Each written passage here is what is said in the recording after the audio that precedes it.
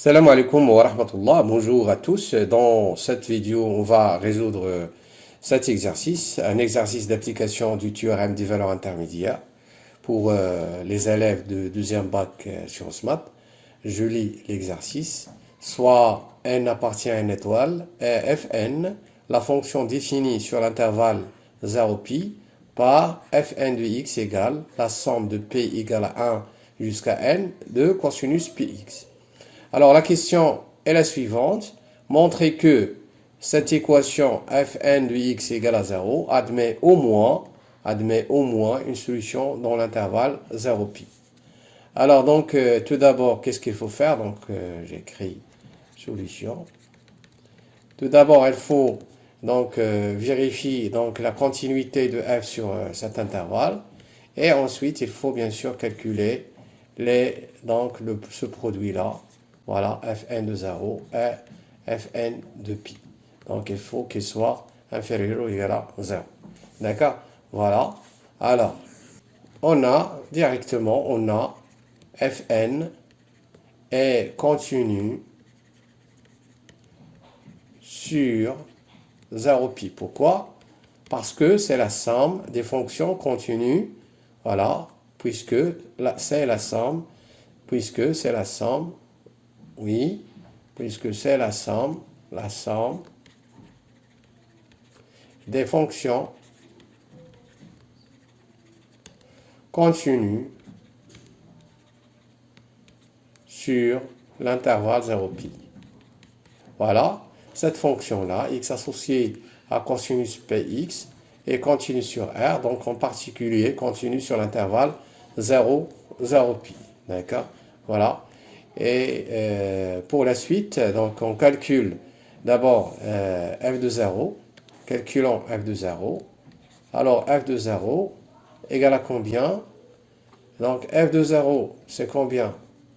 Oui, donc c'est la somme, oui, de p égale à 1, oui, jusqu'à donc n cosinus 0.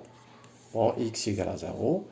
Donc c'est la somme de p égale à 1 jusqu'à n de, donc cosinus 1 à 0 c'est 1, donc ici est égal à 1 plus 1, combien de fois? N fois, ce qui est égal à n. D'accord? Alors, puisque n, regardez, n appartient à une étoile, donc ici, soit n appartient à une étoile, d'accord? Alors, donc n est donc strictement positif. Alors maintenant, il faut calculer donc ensuite f de pi, fn. Ici, fn. Alors, égale la sommation de p égale à 1 jusqu'à n de cosinus n. Regardez, donc on va remplacer x par pi. Alors, voilà, p fois pi. Alors, ce qui est égal la somme donc de p égale à 1 jusqu'à n. Donc ça, c'est quoi ça? Oui, est égal à combien? Cosinus de p fois pi est égal à moins 1, le tout puissance p. D'accord?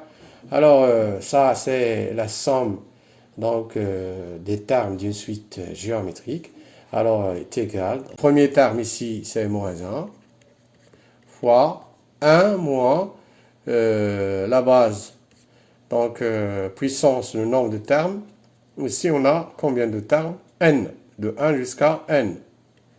Sur 1 moins 1 sur 2. D'accord?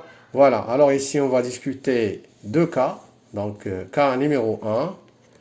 Voilà. Si n est pair. Voilà.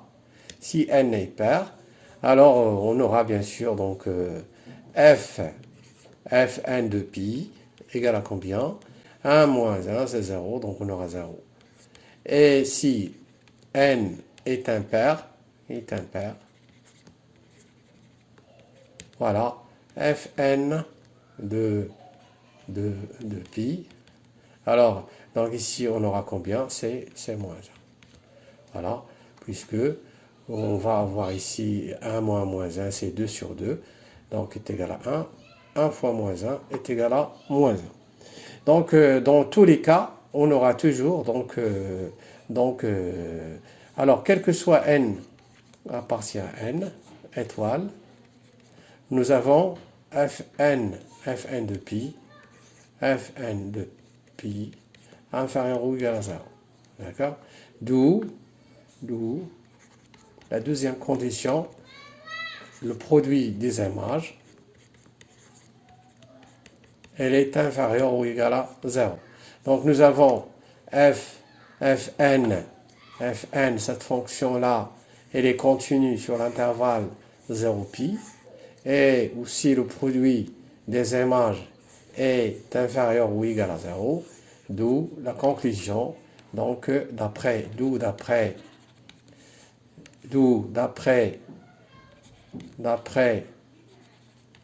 TVI, théorème des valeurs intermédiaires, elle existe au moins alpha appartenant donc à cet intervalle-là, 0pi, tel que fn de alpha égale à 0. Voilà pour cet exercice. Merci et à la prochaine fois, Inch'Allah. Assalamu alaikum wa rahmatullahi ta'ala wa barakatuh.